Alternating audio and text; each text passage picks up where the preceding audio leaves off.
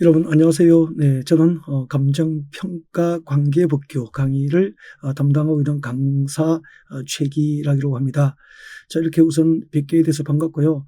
2025년 그 감정평가사 1차 시험은 물론이고 2차 시험에 여러분이 한꺼번에 합격할 수 있는 기분 좋은 한 해가 될 수 있도록 잘 준비하고 열심히 할 것을 약속을 드리면서 자, 오늘 강의를 시작하겠습니다. 자, 오늘은 그 관관법 이제 입문 과정이기 때문에 처음으로 수업을 준비하시는 분은 꼭 이제 필수적으로 들어야 될 강의라고 생각하시면 되고요. 또 혹시 이제 2024년도에 시험을 보셨으나 또 아깝게 아쉽게 이렇게 기회를 놓치신 분이라면은 입문 과정에 이제 국토교육부부터 다시 한 번 더 차근히 들어서 실수 없는 수험 준비가 될 수 있도록 그렇게 준비를 잘 하셨으면 좋겠다라고 하는 당부 말씀을 드리면서 자, 시작을 하겠습니다.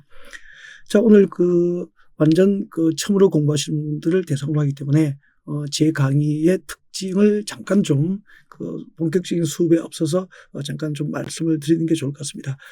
자, 여러분 나중에 기본서가 나가면 이제 아시겠지만 심플하게 이제 교재가 준비가 됩니다. 그래서 이제 감정평가 관계법규는 과목 법률이 많기 때문에 9개의 법률로 구성되어 있잖아요. 그래서 보통 이제 교재를 1권, 2권으로 구성하는데 저는 이제 한 권으로 이제 구성을 하고요. 그 다음에 이제 페이지가 900페이지 내외이기 때문에 1000페이지를 넘지 않도록 교재를 만들 거예요. 그래서 세상에서 가장 심플한 교재로 꼭 필요한 부분만 학습할 수 있도록 준비가 된다는 말씀을 드리고 싶고요. 그리고 여러분이 가장 원하는 목표는 1차 과목 중에서 감정평가 관계법규가 여러분이 가장 부담을 많이 느끼고 있을 회계학이라든지 경제학에 도움을 줄 수 있는 그런 과목이었으면 하는 것이 감정평가 관계법규 관관법에 대한 아마 기대일 것이라고 알고 있어요. 그래서 제가 자신 있게 여러분에게 말씀드릴 수 있는 게 2024년도 감정평가사 관계법규 시험에서 제가 강의를 하면서 예상문제 만들었던 거 예상문제하고 그리고 또 마지막에 이제 80선 해서 출제 가능 문제를 실용 점검하는 그런 문제가 있었습니다. 80선. 자, 이렇게 제가 만들었던 적중 예상 문제하고 80선에서 국토의 계획 및 이용에 관한 법률, 이 국토계획법이 가장 기본법이거든요. 이 국토계획법에서 13문제가 출제되잖아요. 13문제 중에서 정말이죠. 이것은 인터넷으로 자료가 다 공개가 되어 있는 것이기 때문에 제가 어떻게 거짓말을 하나도 이제 보탤 수 없는 거예요. 네. 자, 13문제 중에서 감히 진짜로 11문제 정도는 제가 만들어 드렸던 지문들이 들어가서 11문제 정도는 정답을 결정했다. 한마디로 적중했다는 말씀을 꼭 전해드리고 싶습니다. 11문제 정도는 바로 거의 그 지문이 들어가서 정답을 결정했다라고 볼 수 있고요. 그래서 저와 같이 공부를 하시면 국토의 계획 및 이용에 관한 법률, 우리 관관법에서 가장 기본법을 확실하게 10개 이상을 완전 보장해 드리겠습니다. 네. 그리고 이 국토계획법에서 13문제 중에서 10문제 이상을 맞춰버리면은 나머지 이제 기타 3문제 내지 4문제씩 출제가 되는 법률이 나머지 8개 있죠. 그 나머지 8개 법률은 모두가 쉽고 모두가 어렵게 그렇게 출제되지는 않거든요. 보통 이제 하나의 법률이 좀 다소 어렵게 출제되면은 하나의 법률은 다소 쉽게 출제되고 그렇게 돼요. 그래서 8개 중에서 4개 정도, 4개의 법률 정도는 4문제 중에서 3문제 정도를 평균적으로 맞출 수 있도록 만들어 드릴 거예요. 네. 그래서 나머지 4개 정도의 법률은 솔직히 4문제 중에서 1문제 내지 2문제만 맞추더라도 충분히 합격하고 경제학과 회계학에 도움을 줄 수 있는 과목이 될 수 있도록 강의할 자신으로 충분해 있습니다. 네. 자, 이렇게 말씀을 드리고 싶고요. 제가 입문 과정 스텝 제로를 어떻게 과정을 커리큘럼을 구성을 하지 고민을 좀 많이 했습니다. 많이 하다가 3문제, 4문제가 나오는 기타 법률까지 전부 이렇게 주마 간산식으로 이렇게 공부를 하기보다는 가장 기본법이고 여러분의 합격을 좌우하게 될 자, 이 과목의 핵심 과목 국토의 계획 및 이용에 관한 법률을 확실하게 10문제 이상을 잡을 수 있도록 입문과정에서 좀 기본적으로 잡아드리자라고 하는 목표를 가지고 스텝 제로 과정은 국토의 계획 및 이용에 관한 법률만 강의를 할 거예요. 그래서 한번 실패를 하신 적이 있거나 그리고 처음으로 관광법을 공부하시는 분은 이 스텝 제로를 2번 이상 반드시 듣고 이제 나중에 그 핵심 그 이론 강의를 이제 들을 수 있도록 그렇게 스텝 1으로 넘어오셨으면 그러면 좋겠습니다. 네. 자, 이렇게 당부 말씀을 드리고 싶고, 그러면 이제, 처음으로 하시는 분을 전제로 강의를 하기 때문에, 감정평가, 관계법규 입문해서, 약간의 이제 OT식으로 강의를 하겠습니다. 네. 자, 비전공자, 법을 전공하지 아니하신 분도 계시기 때문에, 일단은 이제 저희들이 공부하는 그 법률은 전부 이제 문서의 형식으로 법 조문이 존재합니다. 그래서 성문법에 해당하고요.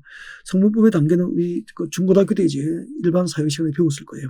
헌법, 이제 법률, 명령, 조례, 규칙 이렇게 되어 있죠. 있는데 이제 우리가 공부하는 교재는 전부 법률입니다. 법률. 국토의 계획 및 이용에 관한 법률은 이거 법률이죠. 법률. 그리고 이 법률로 모든 것을 규정할 수는 없잖아요. 그래서 조금 덜 중요한 것은 법률이 위임한 범위 안에서 법률의 범위 안에서 정부에서 직접 법을 만들 수 있습니다. 이것을 이제 명령이라 그래요. 명령. 그래서 대통령의 이름으로 만들어진 명령이 대통령령이 되는 거죠. 대통령령이 되고 줄여서 령이라고도 합니다. 그냥 대통령령이라고 하고 이것을 이제 시행령이라고 하죠. 시행령. 그러면은 이제 국토계획법 시행령은 곧 대통령령을 의미한다라고 생각하시면 돼요. 그래서 우리 그 교재는 법률과 이 명령 시행령으로 교재가 만들어집니다. 이것이 법률과 명령이 교재의 한 90% 정도를 구성하고 있다. 그렇게 보시면 되죠. 그래서 한마디로 관광법에서는 헌법이 아니고요. 조례와 규칙이 아니고 법률과 명령으로 이제 과목을 구성하여서 그 조문들을 해석하고 입법 취지를 연구하고 그다음에 해석하고 그리고 현장에 적용하는 방법으로 현장에 활용되는 방법으로 이렇게 학습이 이루어진다는 말씀을 전하고 싶습니다. 네. 그다음에 이제 행정조직의 체계가 나와 있잖아요. 이거 왜 필요하냐면은 그 우리 국토계획법에는 각종 이제 그 행정기관이 나오게 돼요. 그래서 최소한의 행정조직 체계는 알고 계셔야 되는데 우리나라 정부조직법상 정부조직 전부를 아실 필요는 없다는 거죠. 그래서 꼭 필요한 것만 아실 거예요. 앞으로 중앙정부하고 지방자치단체가 있잖아요. 그때 중앙정부는 중앙행정기관의 장을 의미합니다. 예를 들면 중앙행정기관의 장은 중앙행정부처의 장관들을 의미합니다. 그래서 국토교통장관, 해양수산부 장관, 그리고 기획재정부 장관, 행정안전부 장관, 환경부 장관, 국방부 장관 이런 중앙행정부처의 장관들을 중앙행정기관의 장이다라고 하고 이 중앙행정기관장, 국토교통장관이 예를 들면 중앙정부다라고 간주를 하시고 공부를 하시면 돼요. 이 과목에서는. 그 다음에 지방자치단체는 두 가지가 있죠. 광역자치단체가 있고 기초자치단체가 있어요. 광역자치단체는 서울특별시 하나 있죠. 6대 광역시가 있고요.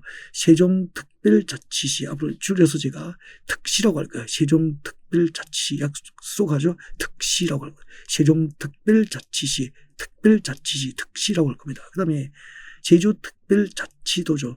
제주특별자치도는 줄여서 특도라고 할 거예요. 제주특별자치도, 특도 그렇게 할 겁니다. 그리고 이제 제주특별자치도를 제외한 도 이렇게 해서 특별시, 광역시, 세종특별자치시, 제주특별자치도, 도 이렇게 해서 5개는 광역자치단체가 되고요. 이 광역자치단체 5개를 줄여서 시도라고 합니다. 시도라고 불러요. 그리고 그 5개의 그 지방자치단체장들을 시도지사 그렇게 하죠. 그래서 앞으로 우리가 그 관광법을 공부하실 때 시도지사라고 하면은 전국의 시도지사라고 하면은 멤버가 5개죠.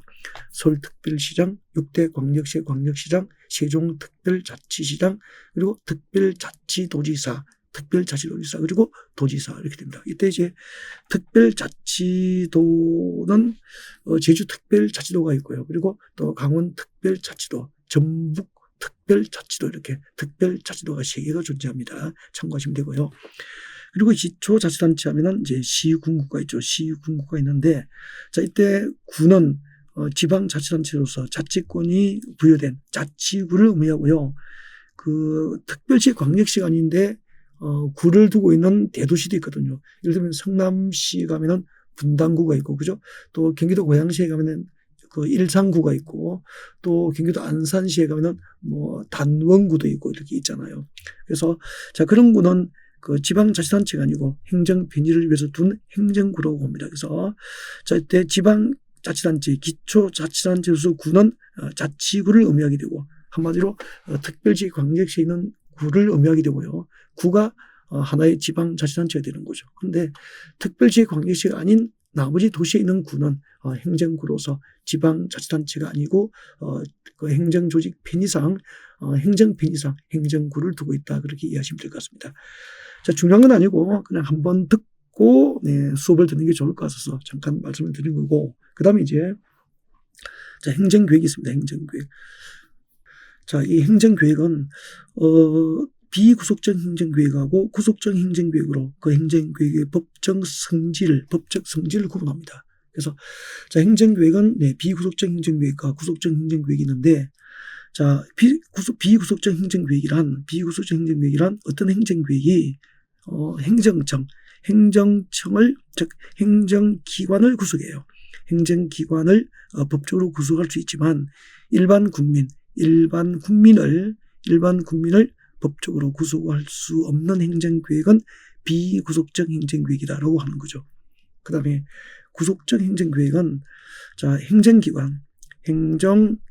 행정기관을 법적으로 구속할 수 있으면 물론이고, 또 일반 국민을 법적으로 구속할 수 있으면 이것을 이제 구속적 행정계획이다라고 합니다. 그래서 앞으로 우리가 공부하게 될 각종 행정계획 가운데서 광역도시계획과 도시군기본계획과 도시 및 주관경 정비기본계획이 있는데, 자, 광역도시계획과 도시군기본계획 그리고 도시 및 주관경 정비기본계획은 일반 국민을 법적으로 구속할 수 없는 비구속적 행정계획이다라고 분류하면 되고요. 그 다음에 이제 도시군관리계획이라든지 지구단위계획이라든지 성장관리계획, 도시혁신계획 등은 일반 국민을 법적으로 구속할 수 있는 법적 구속력이 있기 때문에 이제 구속적 행정계획 이렇게 구분하게 돼요. 듣고 잊어버려도 상관이 없습니다. 시험하고는 상관이 없고요. 수업을 듣기 위해서 조금 필요하기 때문에 잠깐 말씀을 드린 거고, 의미를 크게 둘 필요는 없다는 거죠. 그 다음에 이제 이게 중요하잖아. 그죠? 우리가 공부하게 될 감정평가 관계법규에서는 어떤 법률을 공부하게 될까? 모두 9개입니다. 9개. 9개의 법률이 있기 때문에 상당히 분량이 많고요. 어떻게 보면은 여기 학교에서 거의 뭐 접하지 못했던 과목들이에요. 그래서 낯설다는 거죠. 그래서 처음 들으면은 상당히 낯설기 때문에 좀 힘겨워해요. 그런데 두 번만 들으면은 금방 익숙하고 아주 쉬운 과목이니까 그렇게 뭐 겁먹고 시작할 필요는 없다, 그런 말씀을 드리고 싶습니다. 네. 자, 토지에 관한 법률이 있습니다. 토지에 관한 법이 이제 3가지가 있습니다. 국토의 계획 및 이용에 관한 법률 10문제가 나오고요. 도시 및 주관경 정비법, 재개발 재건축 사업에 관련된 절차라든지 사업 시행자 등을 규정하고 있는 법입니다. 4문제가 출제됩니다. 그리고 여기에 제가 적지 않았는데 국유재산법이 있어요. 국유재산의 취득, 보전, 관리에 관한 사항 등을 규정한 국유재산법이 있고요. 국유재산법은 4문제를 출제를 하고 있습니다. 이렇게 해서 토지에 관한 법률 3개를 공부하게 되죠. 국토의 계획 및 이용에 관한 법률, 도시 및 주관경 정비법, 그리고 국유재산법, 이렇게 3개의 법률을 공부하게 되고요. 그 다음에 또 건물에 관한 법률이 있죠. 건물에 관한 법률이 이제 건축법입니다. 건축법 4문제가 출제됩니다.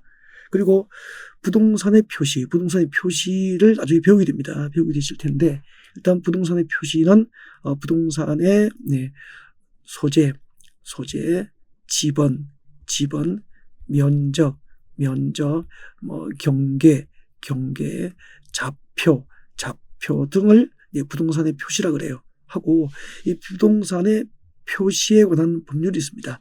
부동산 등기법하고 공간정보 구축 및 관리에 관한 법률이 있습니다. 이렇게 해서 자, 부동산 등기법과 공간정보 구축 및 관리에 관한 법률도 각각 4문제씩 출제가 된다. 그렇게 볼 수 있죠. 네. 그리고 이제 부동산 가격 공시법이 있습니다. 부동산 가격 공시법 글자 그대로 부동산 가격 공시에 관한 법이라고 볼 수 있죠. 네, 3문제 나옵니다. 3문제 출제되고요. 그 다음에 감정평가 및 감정평가사에 관한 법률, 감정평가사 시험제도라든지 감정평가사의 업무라든지 감정평가사의 권리와 또 법상 의무라든지 그리고 감정평가사 징계에 관한 사항, 감정평가사 협회에 관한 사항 등을 규정하고 있는 법률이 감정평가 및 감정평가사에 관한 법률이고 부동산 가격 공시법과 마찬가지로 이 2개는 모두 각각 3문제씩 출제가 돼요. 그 다음에 이제 담보에 관한 법률이 있습니다. 담보. 법률이 한 개이기 때문에 지금 만들지를 했는데 너무 복잡해서 담보에 관한 법률이죠. 자, 담보에 관한 법률인데 동산과 채권입니다. 동산 채권 등 담보에 관한 법률 그렇게 해서 모두 9개의 법률로 구성되어 있고요. 동산 채권 등 담보에 관한 법률 이것은 이제 한 문제가 출제되기 때문에 수업을 준비하는 우리의 입장에서는 뭐 그렇게 중요하지 않고 제가 찍어 드리는 부분만 1시간 정도 간략하게 공부하면 한 문제를 잡을 수 있는 법률이다. 그렇게 생각하시면 될 것 같습니다. 자, 이렇게 해서 모두 9개 법률을 이제 관관법이라고 하는 이 과목에서 여러분이 학습을 하시게 되고요. 이 9개 법률 중에서 여러분이 이 과목의 학습 성공, 여러분의 합격 성공 여부를 좌우하게 될 가장 중요한 법이 국토의 계획 및 이용에 관한 법률이고요. 아무리 강조해도 지나치지 않아요. 그래서 관관법은 곧 국토계획법이 70%다라고 생각하시고 공부하시면 될 것 같습니다. 그렇게 해서 오늘 입문과정 처음으로 공부하시는 분 그리고 실패의 경험이 있으신 분은 입문과정 이 스텝 0 부분에서 국토의 계획 및 이용에 관한 법률에 대한 완전한 이해와 학습의 완성이 있었으면 좋겠다라고 하는 말씀을 꼭 전하면서 강의를 시작을 해보고 싶습니다. 네. 자, 그러면 이제 본격적으로 최기락 강사가 강의하는 관관법 국토의 계획 및 이용에 관한 법률을 여러분에게 소개를 드리겠습니다. 여러분. 자, 이 법은 그 토지 관련 법률이 수백 개가 있는데 그 중에서 가장 기본법이에요.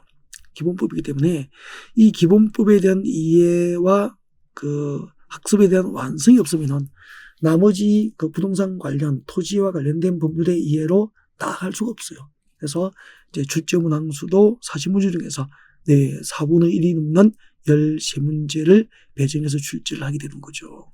근데 상당히 내용이 이제 그 내용은 학습이 좀 어렵지만 처음이니까 어려워 보여. 어렵지만 문제는 평이하게 나와요. 저와 같이 공부하면 평이할 거예요. 그래서 13문제 중에서 11문제 이상은 무조건 보장할 거예요. 11문제 이상. 네. 믿으셔도 좋을 것 같고요. 2024년도 1차 시험에서 입정을 해드렸기 때문에 예상 기출문제 몇 번은 제가 만든 예상 문제 몇 번에서 출제가 됐다. 또 제가 만든 80수는 몇 번에서 출제됐다. 입증이 가능하기 때문에 자신 있게 말씀드립니다. 네.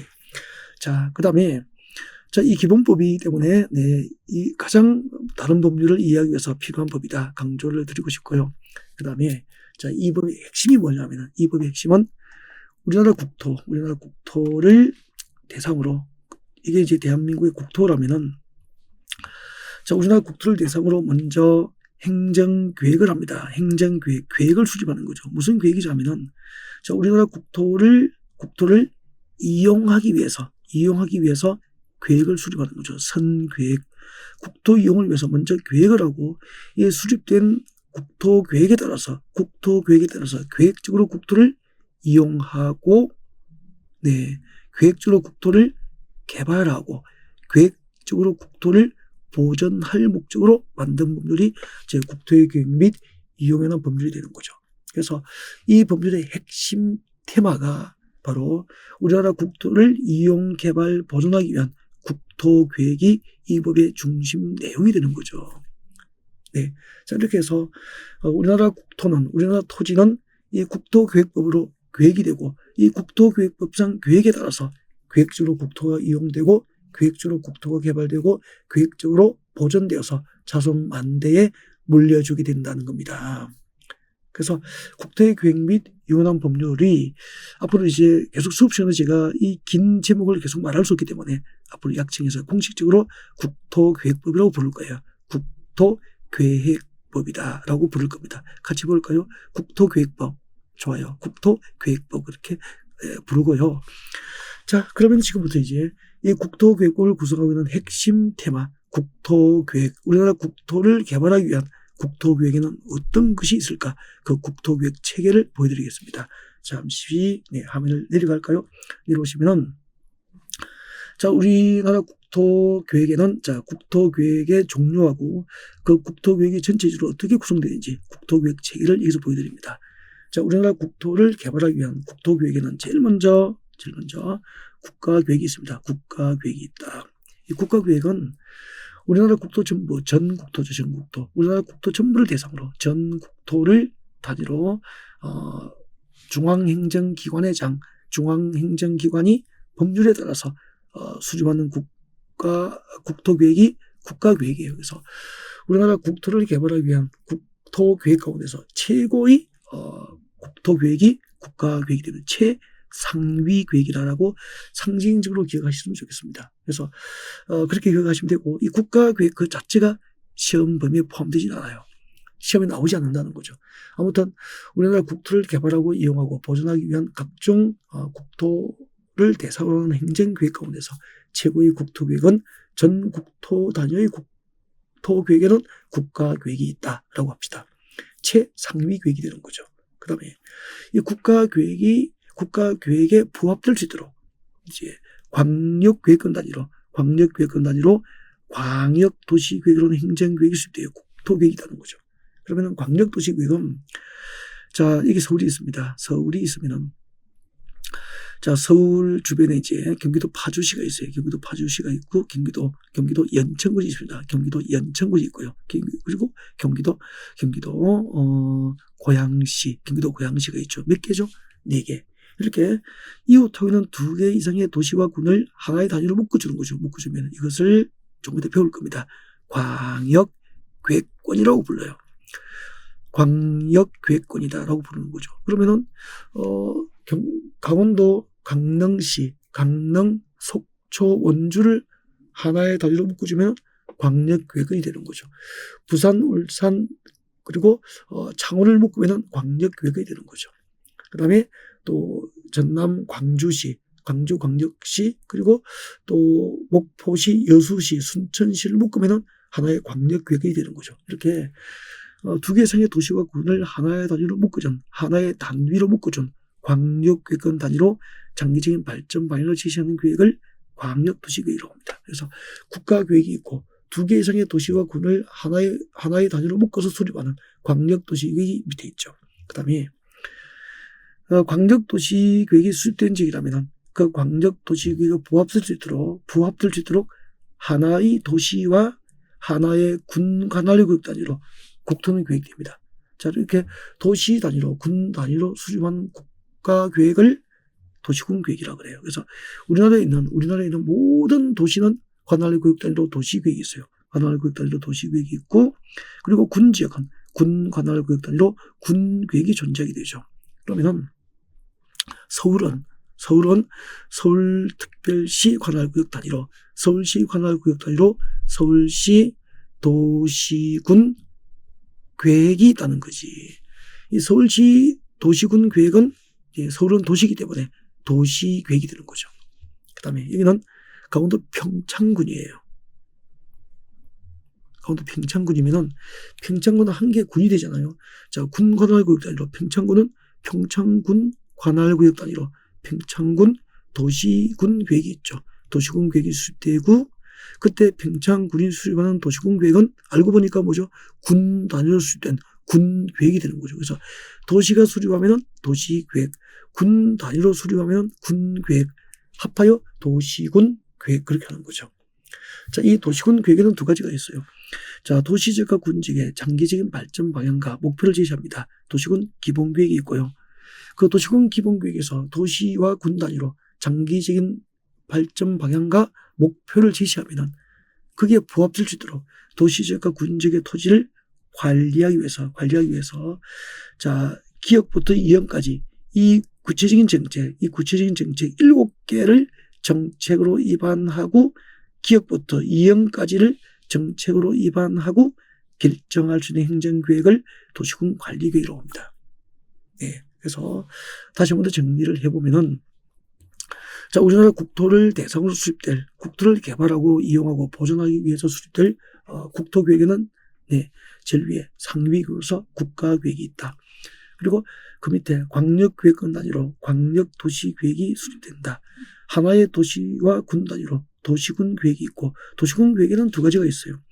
도시 또는 군 관할 구역에 대한 기본적인 공간 구조와 장기적인 발전 방향을 제시하게 될 도시군 기본계획과, 그리고 구체적인 정책, 도시지역과 군지역의 토지를 관리할 목적으로 다음 기역부터 이형까지 구체적인 정책 7가지를 정책으로 입안하고 결정할 수 있는 행정계획을 도시군 관리계획이다라고 하는 거죠.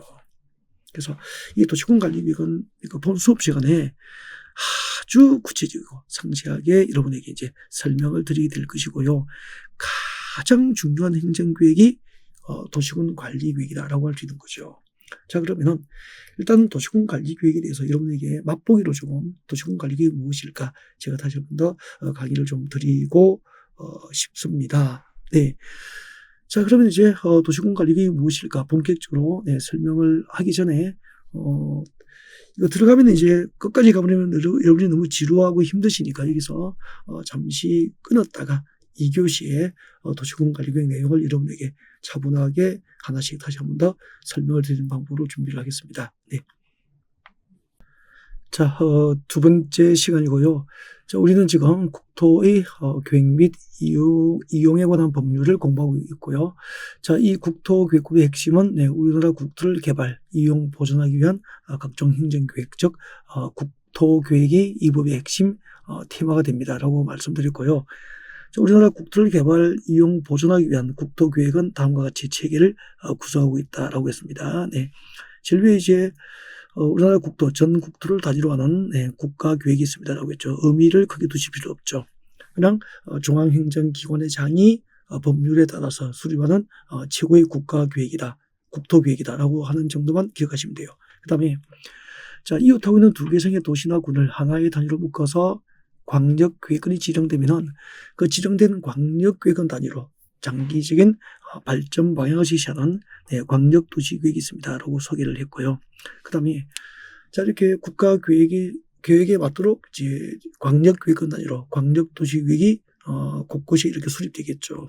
두 개성의 도시와 단위를 군지역을 하나의 단위로 묶어서 그 다음에 한 개의 도시, 한 개의 군마다 다시 국토가 계획이 되는 거죠. 그것이 바로 무슨 계획이죠? 도시군 계획이 됩니다. 글자 그대로 도시 단위로 군 단위로 수립하는 계획이다라고 해서 도시군 계획이다라고 부르죠. 그리고 그 도시군 계획에는 우리 사람도 이제 그 인생 계획도 먼 훗날 20년, 30년 이후에 나는 이런 내 사람이 될 거야. 그런 계획이 있을 수도 있고. 자, 그 장기적인 인생 계획의 목표가 달성되기 위해서 지금 현재 열심히 해야 될 이런저런 구체적인 계획이 필요하잖아요. 마찬가지죠. 그래서 도시나 군지역도 장기적인 개발 방향과 목표를 제시하는 장기 정책 계획이 있습니다. 그것이 곧 도시군 기본계획이에요. 기본계획.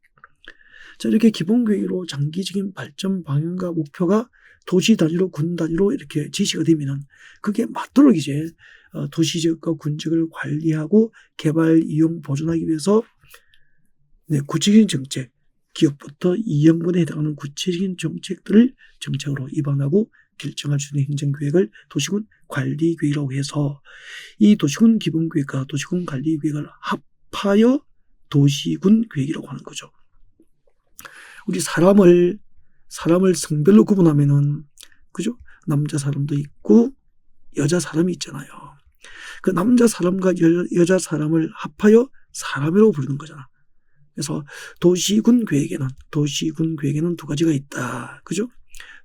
도시지역과 군지역의 장기적인 발전 방향과 목표를 제시하는 도시군 기본계획이 있고, 그 다음에 그 기본계획에서 장기적인 발전 방향과 목표를 제시하면은 그게 부합될 수 있도록 도시적과 군적을 관리하기 위한 구체적인 정책으로 입안하고 결정할 수 있는 행정계획이 도시군 관리계획이 되는 거죠.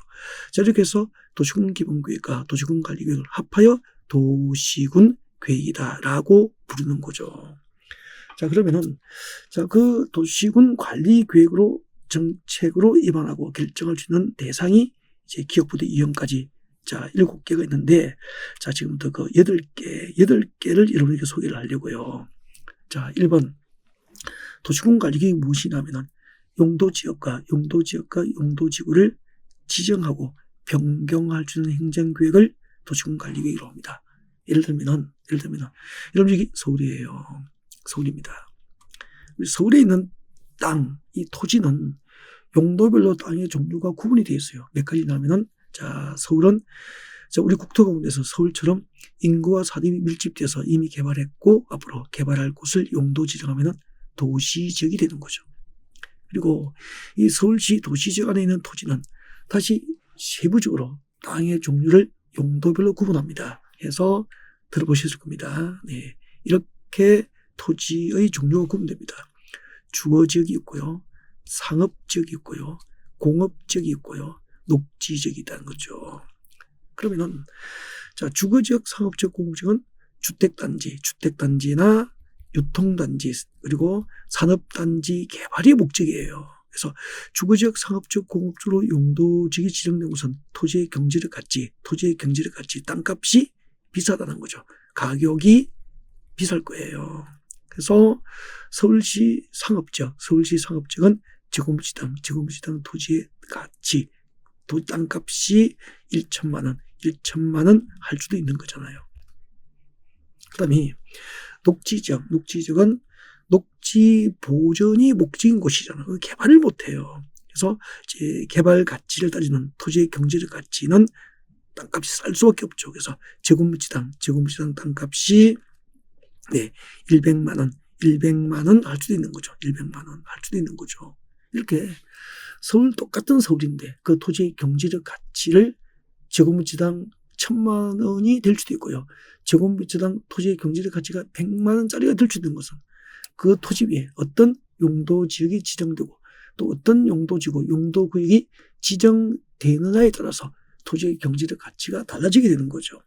이런 주거지역, 상업지역, 공업지역, 녹지지역을 용도지역이라고 하고 이런 용도지역을 새로 지정하거나 지정된 용도지역을 변경할 수 있는 행정계획을 도시군 관리계획으로 하는 거죠. 그러니까 도시군 관리계획으로 하는 행정계획으로 도시지역의 토지 위에다가 주거지역, 상업지역, 공업지역, 녹지지역으로 용도지역을 지정하기도 하고 또 수십 년 동안 녹지지역으로 묶였던 땅을 녹지지역을 주거지역으로 변경하거나 상업지역, 공업지역으로 변경해서 개발할 수 있는 거죠. 그래서 이런 용도지역과 용도지구가 있는데 이런 용도지역과 용도지구를 새로 지정하고 변경할 수 있는 행정계획을 도시군 관리계획으로 한다는 거죠. 그러면은 여러분 이제 궁금하잖아요. 그러면 용도지역이 무엇이죠? 용도지역의 의의.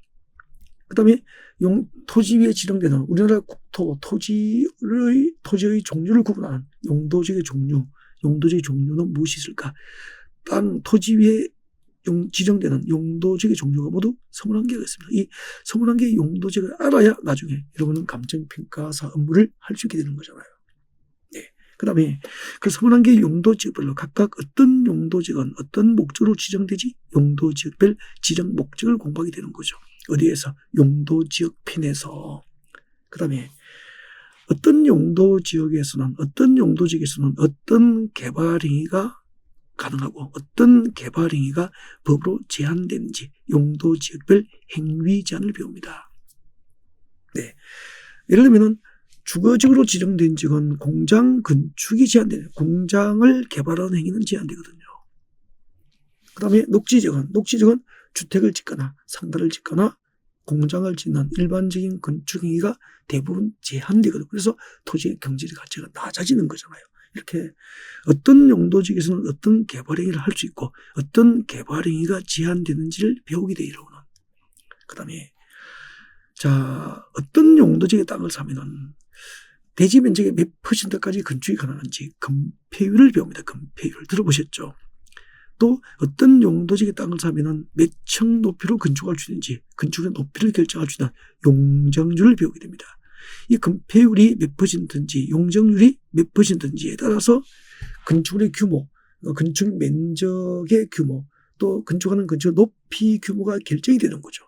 건축의 밀도, 도시의 밀도를 결정하는 것들이죠. 이런 것들을 공부를 하시게 되는 거죠. 그러면은 토지의 경제적 가치를 평가하게 될 감정평가사라면은, 그죠? 이런 용도지역의 종류, 용도지역별 지정 목적, 용도지역별 개발행위 제한, 그리고 용도지역 안에서 건폐율과 용적률 제한에 대한 어떤 학습과, 그죠? 지식이 있어야 토지의 경제적 가치를 평가할 수 있게 되잖아요. 그 다음에 마찬가지죠. 또 용도지구편 들어가는 거야. 들어가서 용도지구가 무엇일까 배우게 되죠. 그 다음에 용도지구의 분류에서 우리나라 토지에 지정되는 용도지구의 종류, 용도지구의 종류를 또 배우게 됩니다. 그 다음에 어떤 용도지구는 어떤 목적으로 지정되지 용도지구별 지정 목적을 배우게 됩니다. 그리고 어떤 용도지구에서는 어떤 용도지구에서는 어떤 건축이 법에 의해서 어떤 건축이 제한되는지 용도지구별 건축 제한 등을 학습하게 되는 거죠. 결국 우리가 공부하는 국토계획법은 뜯어보니까 도시군관리계획 중에서 용도지역편 그리고 용도지구편 이렇게 들어가는 거예요. 이게 바로 이 법의 체계를 지금 보여드리는 거죠. 앞으로 우리가 공부하게 될 국토계획의 숲 전체를 본격적으로 학습하기 앞서서 숲보기를 해드리는 거죠. 숲을 먼저 보라는 거죠. 그리고 하나하나 나무를 보아가면서 학습을 진행하겠다 그런 뜻입니다. 네, 다음 두 번째. 개발제한구역과 들어보시죠. 그린벨트. 도시자연공원구역과 시가버주둔구역과 수단조언보호구역을 무엇이라고 하느냐면 이것을 용도구역이라고 합니다. 용도구역. 자, 이렇게 용도구역을 지정하거나 지정된 용도구역을 변경할 수 있는 행정계획을 도시군관리계획이라고 하는 거죠. 그러면 땅은 종류를 용도별로 용도지역과 용도지구와 용도구역으로 구분하거든요.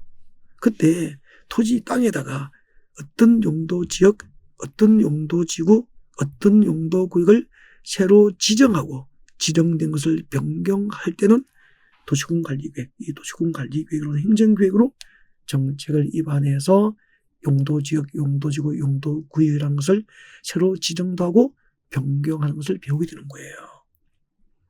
그 다음에 또 그럼 이제 용도지역편 공부하고 용도지구편 공부하고 용도구역편에 들어가면은 여러분 또 이걸 배웁니다. 용도구역이 무엇일까? 의의를 배우게 되죠. 그 다음에 우리나라 토지에 지정되는 용도구역의 종류를 배우죠.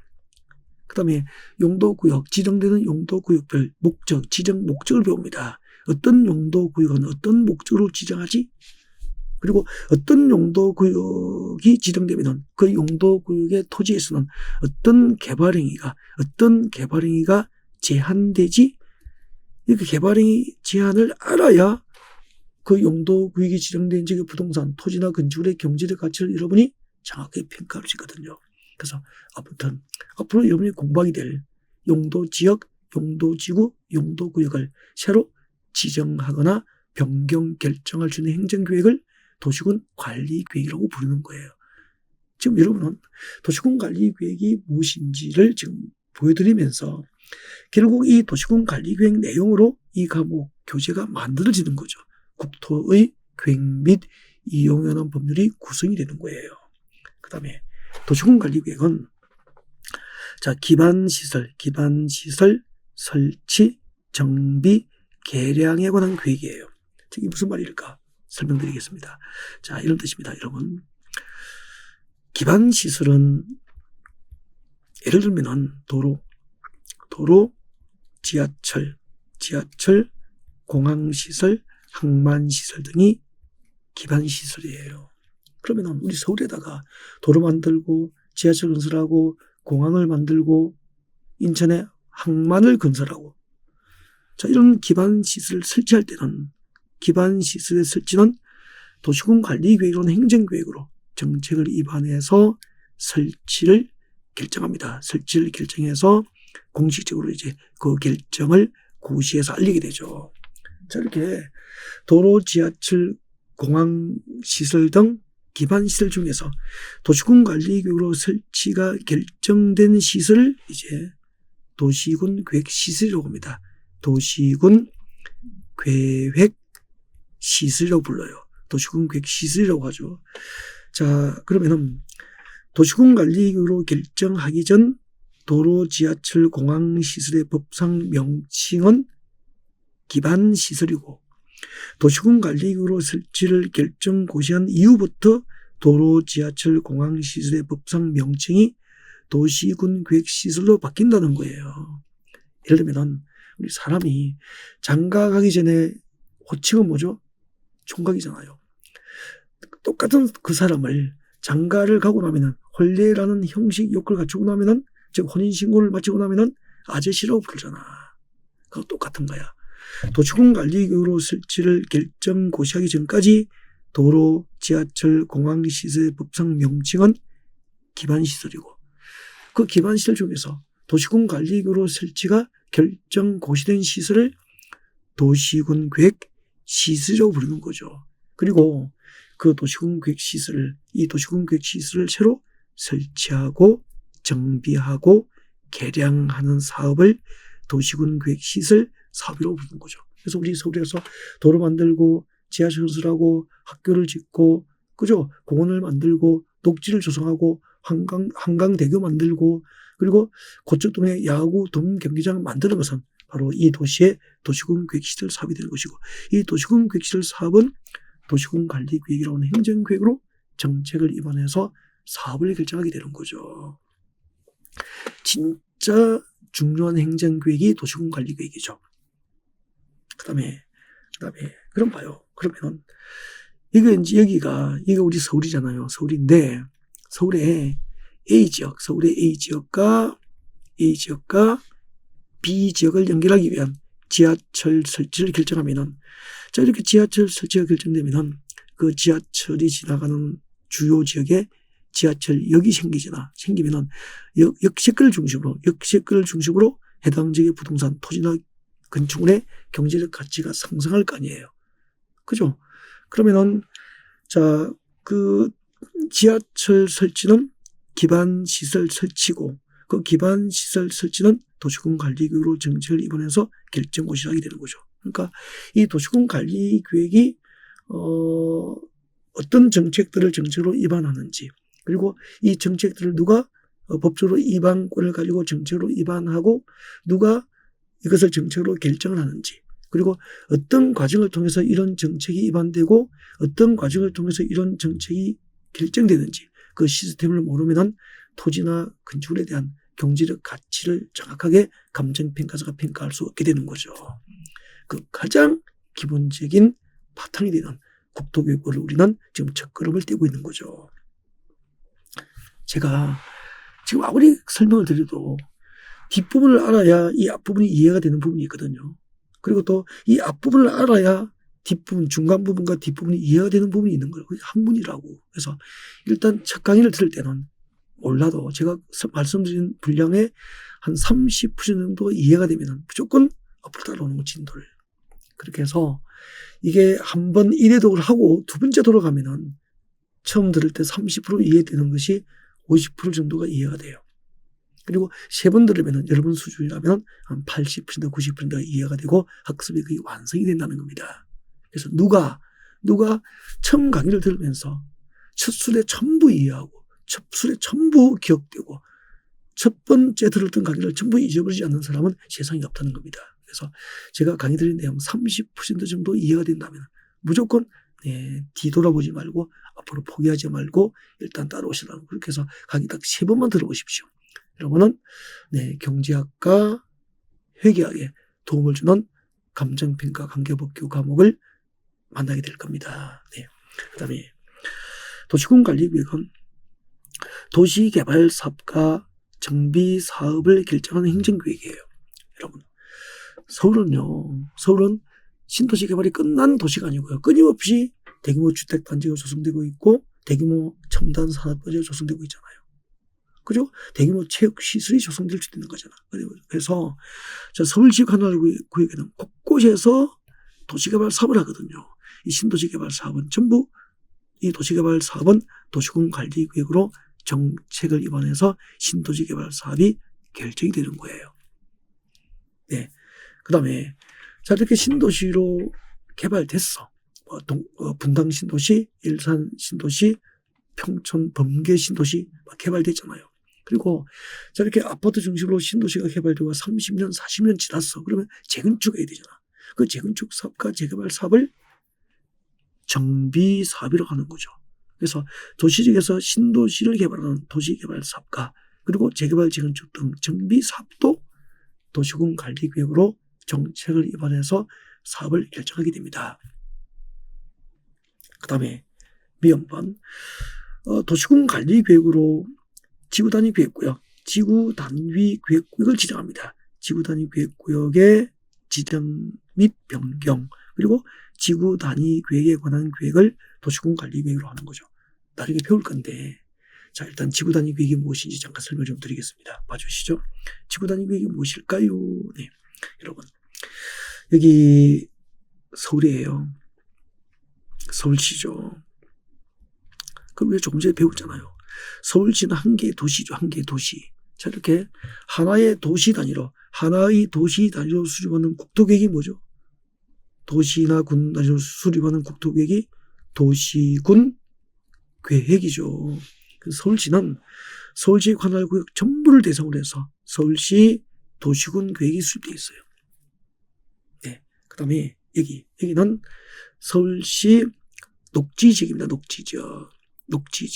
용도지역이 녹지지역이다라고 가정합시다. 그러면은 우리가 아직까지 용도지역을 안 배웠지만 녹지지역으로 묶여 있으면 아파트 못 짓잖아요. 개발을 못 하잖아요. 그래서 이만큼을 녹지지역에서 주거지역으로 용도지역을 변경합니다.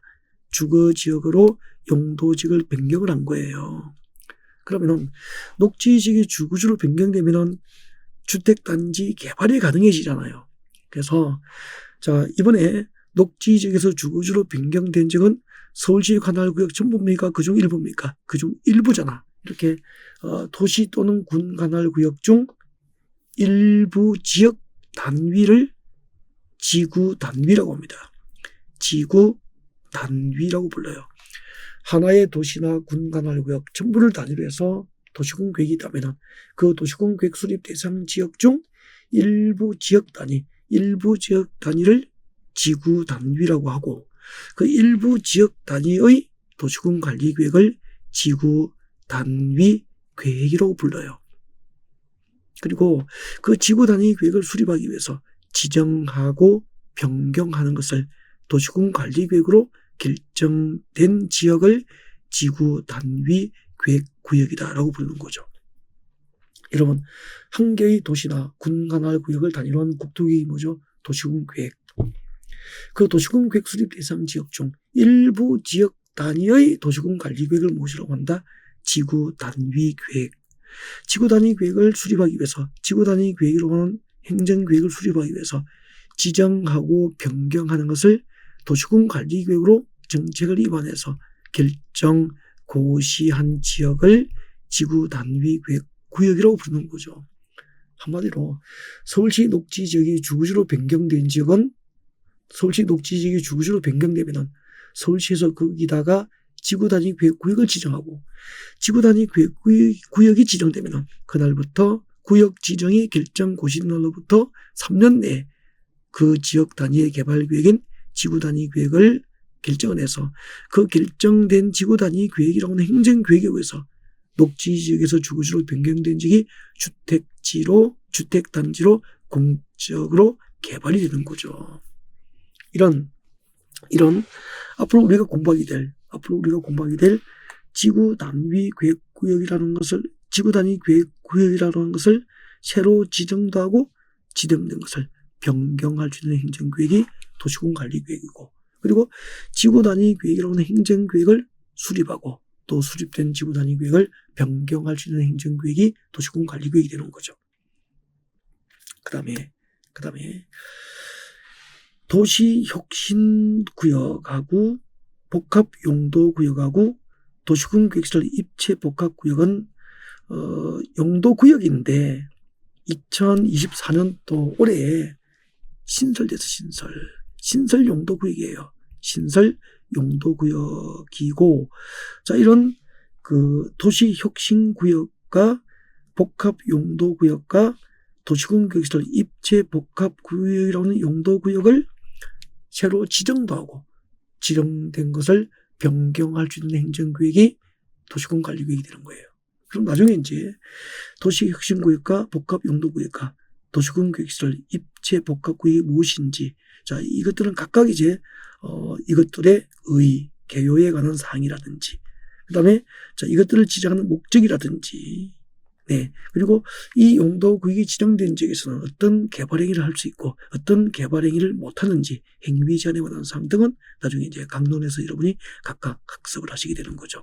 그래서 결국 지금 제가 도시군관리계획 내용을 개략적으로 소개했는데, 이 도시군관리계획 내용에 대한 각 논 부분으로 지금 우리가 공부하게 될 국토의 계획 및 이용에 관한 법률이 구성되어 있다는 것을 알 수 있게 되죠. 그래서 지금은 좀 답답하고 앞을 본 적이 없기 때문에, 네, 그렇지만 일단 견디면서 진도를 한번 이렇게 완주를 하고 나면은 이제 전체적인 숲과 나무가 조금씩 보이면서 서서히 이제 학습 효과가 나타나게 될 거예요.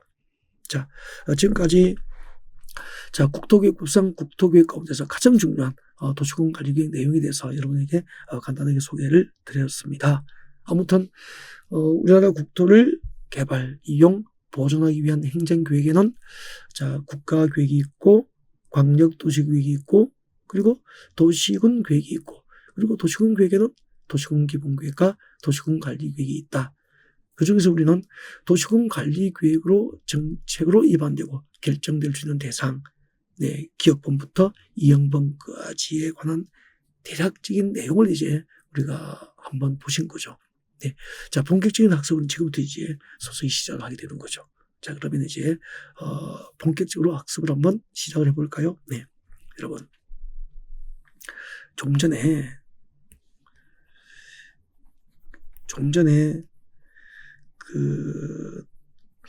우리가 공부하는 법이 뭐죠? 국토의 계획 및 이용에 관한 법률이죠. 네, 법률을 공부하고 있고, 자, 이제 약칭해서 무슨 법이라 그래요? 국토계획법이라고 하죠. 국토계획법을 공부하고 있고요. 자, 이 법률의 핵심은 우리나라 국토를 개발하기 위한 국토계획이 이 법의 핵심이다라고 했잖아요. 자, 그러면은 국토계획부에서 공부하게 될 각종 국토계획의 종류를 우리는 공부한 거죠. 제일 위에 무슨 계획이 있었죠? 전국토 단위의 국가계획이 있었죠. 아래에 무엇이 있었죠? 광역계획권이 있죠. 광역도시계획이 있죠. 광역도시계획이 있습니다. 그 밑에 무엇이 있죠? 하나의 도시 단위, 도시나 군 단위로 수립하는 도시군계획이 있죠.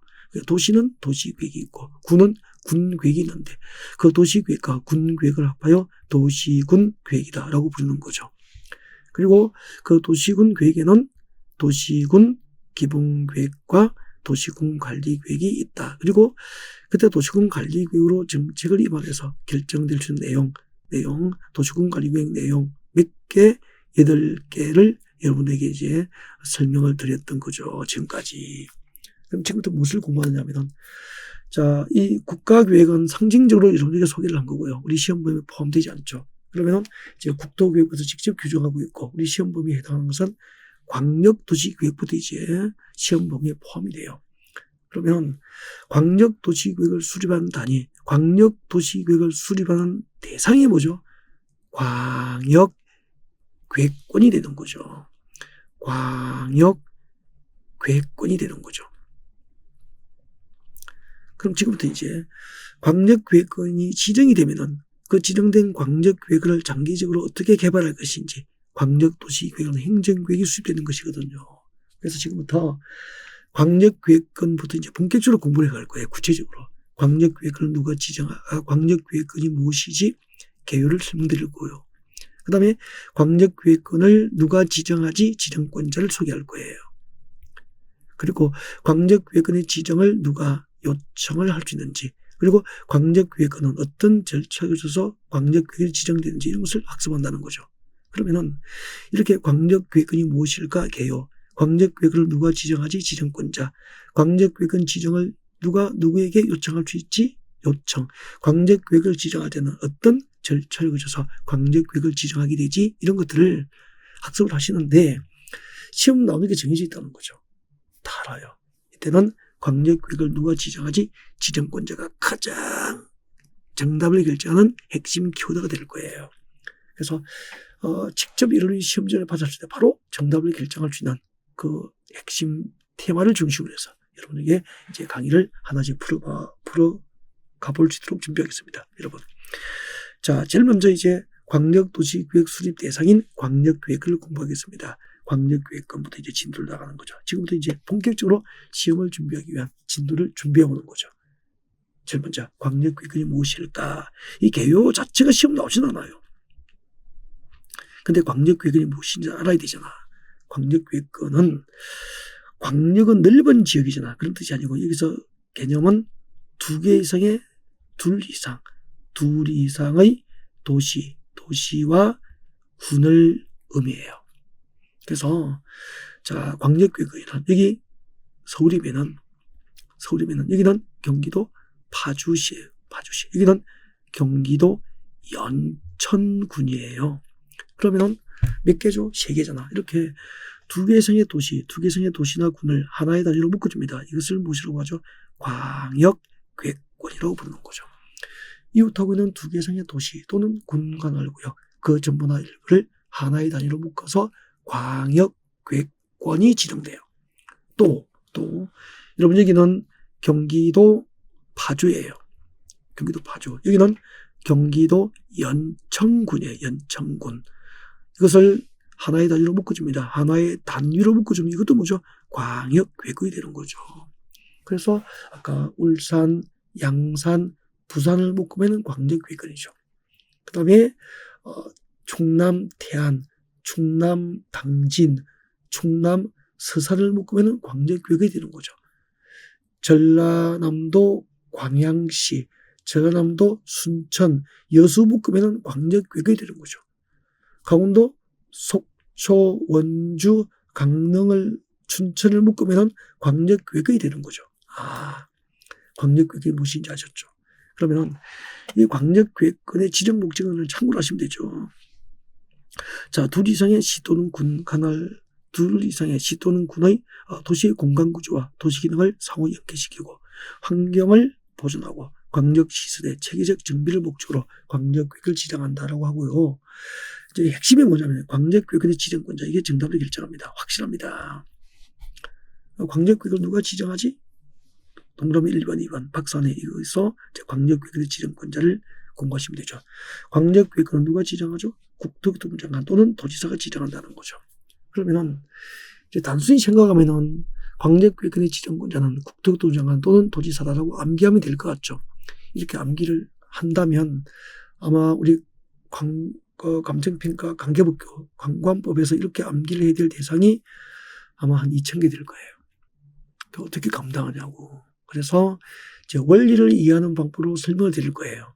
자, 그러면 그 원리를 이해하기 위해서 아까 그 첫 시간에 행정조직 체계를 여러분에게 소개한 겁니다. 자, 그러면은 그 행정조직 체계를 여러분에게 잠깐 소개를 좀 드리겠습니다. 봐주시죠, 여러분.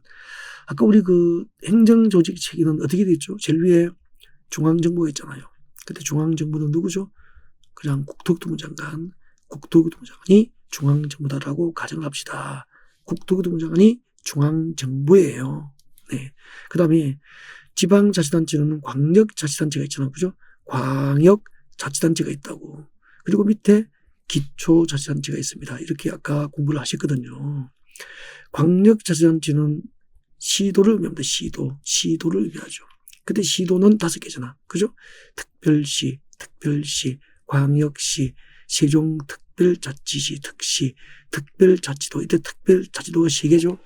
제주특별자치도, 강원특별자치도, 전북특별자치도 3개.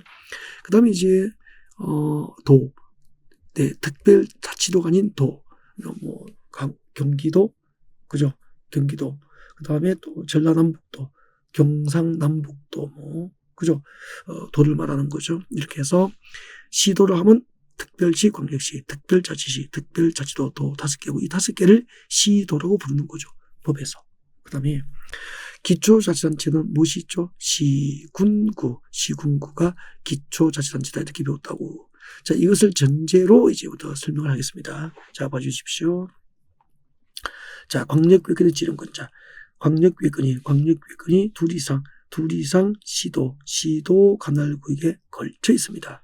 그러면은 광역구역의 시도 동그라미 시도 관할구역에 걸친 게 뭐죠? 예를 들면 이렇게 되죠. 여러분, 여기는 서울이에요. 여기는 서울 경기도 파주예요. 여기는 경기도 연천군이에요.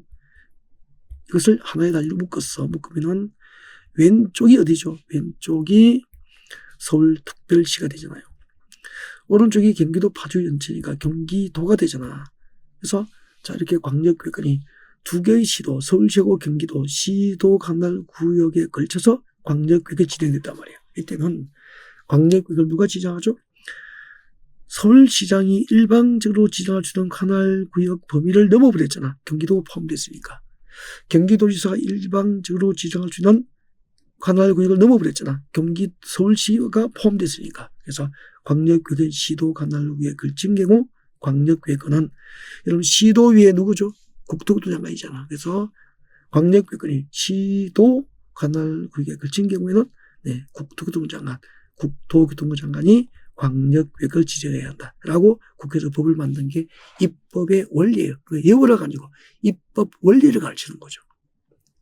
광역구역이 2개 이상의 시도 관할구역에 걸쳐서 지정된 경우에는 국토교통 장관이 광역구역을 지정한다 이렇게 이해하시면 되잖아. 그 다음에 두 번째, 광역구역권이 도 관할구역에 속해 있는 경우죠. 예를 들면은 경기도 파주시하고 경기도 연천군이에요. 이것을 묶어주면은 광역구역이 되잖아. 이때 광역구역권은 왼쪽은 어디죠? 왼쪽은 경기도 파주시잖아.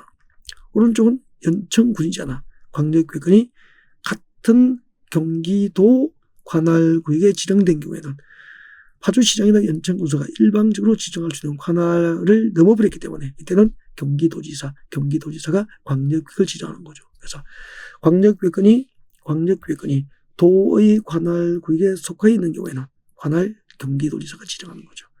광역구역의 2 이상의 시도 관할구역에 걸쳐 있을 경우에는 국토교통 장관이 광역구역을 지정하게 되는 거죠. 네, 광역구역권이 시군 같은 도 관할구역일 때는 네, 관할도지사가 지정.